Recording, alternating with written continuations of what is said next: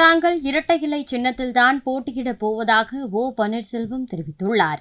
தற்காலிகமாக தற்பொழுது இரட்டை இலை சின்னம் ஒரு சட்டமன்ற இடைத்தேர்தலுக்காக வழங்கப்பட்டது. ஈரோடு சட்டமன்ற இடைத்தேர்தலுக்காக தற்காலிக தீர்ப்பு. உறுதியாக எங்களை தொண்டர்கள் பூரம் எங்கள் பக்கம் தான் இருக்கிறார். நாங்கள் உரிமை கோர முடியும். அந்த உரிமையின் அடிப்படையில் நாங்கள் கேட்போம். எங்களுக்கு தான் தருவார்கள்.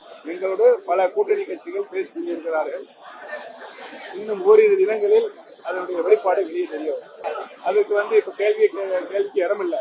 நாங்கள் தான் இரட்டை இலை சின்னத்தில் நிற்போம்.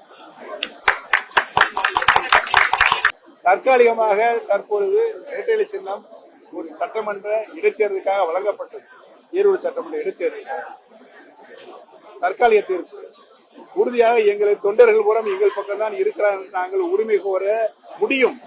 அந்த உரிமையின் அடிப்படையில் நாங்கள் கேட்போம். எங்களுக்கு தான் தருவார்கள். எங்களோடு பல கூட்டணி கட்சிகள் பேசிக் கொண்டிருக்கிறார்கள். இன்னும் ஓரிரு தினங்களில் அதனுடைய வெளிப்பாடு வெளியே தெரியும். அதுக்கு இப்ப கேள்விக்கு இடமில்லை. நாங்கள் தான் இரட்டை இலை சின்னத்தில் நிற்போம். செய்திகளை உள்ளது உள்ளபடி தெரிந்து கொள்ள ரெஃப்ளெக்ட் நியூஸை சப்ஸ்கிரைப் பண்ணுங்க.